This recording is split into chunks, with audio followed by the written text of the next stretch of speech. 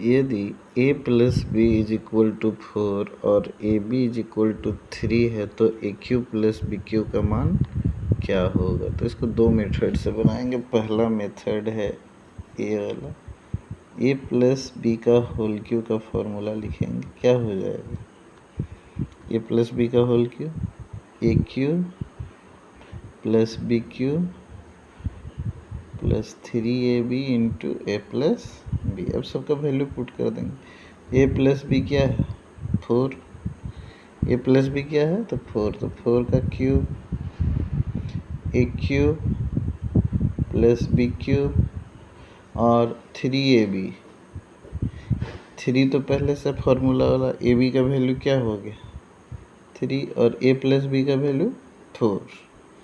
आगे बढ़ेंगे, 4 का क्यूब क्या हो जाएगा 64, ए क्यूब प्लस बी क्यूब और प्लस 3 3 जा 9, 9 4 जा 36, 3 3 9 9 चौके 36 हो गया। अब 64 ये प्लस आ गया 36, सॉरी प्लस इधर आया तो माइनस हो जाएगा, तो ए हो जाएगा ए क्यू प्लस बी क्यू। अब 14 में से 6 गया 8, 5 में से 3 गया 2, तो A cube plus B Q क्या हो जाएगा 28। ठीक है, एक तो ए आ गया, इसी को ऐसे भी लिख सकते हैं, सेम चीज़। एक है और मेथड, ये तो पहला मेथड हो गया।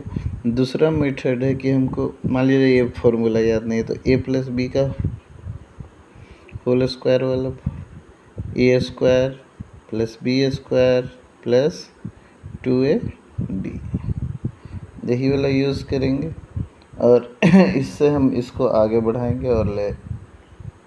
अब देखिए ए प्लस बी का वैल्यू क्या है 4 ए स्क्वायर प्लस बी स्क्वायर और 2ab 2 इंटू ए बी का वैल्यू क्या है, तो ये क्या हो जाएगा 16 और ए स्क्वायर और बी स्क्वायर क्या हो जाएगा, तो द्वितीय 6 और 16 में से 6 जाएगा क्या आ जाएगा A square plus B square, तो यानी कि ये 10 आ जाएगा A square plus B square. अब चलिए एक फॉर्मूला होता है कि A cube plus B cube is equal to A plus B into A plus B into A square, गुणनखंड वाला formula, A square minus A B और प्लस बी स्क्वायर। ठीक है, अब इसी फॉर्मूले को हम लोग ऐसे भी लिख सकते हैं, A plus B A square plus B square minus A B. अब इसी को पुट कर देना है, कितना हो जाएगा ए प्लस बी का वैल्यू 4, ए स्क्वायर और बी स्क्वायर हम लोग यहाँ निकाले हैं, क्या लाए हैं 10 और माइनस ए बी कितना हो जाएगा, ए बी का वैल्यू दिया हुआ है देखिए 3, ए बी कितना दिया हुआ है 3, तो हम लोग 3 तो 4 इंटू 7 28, यहाँ से भी 28 आएगा, यहाँ से भी। ये फर्स्ट मेथड ऊपर वाला है, सेकंड मेथड नीचे वाला।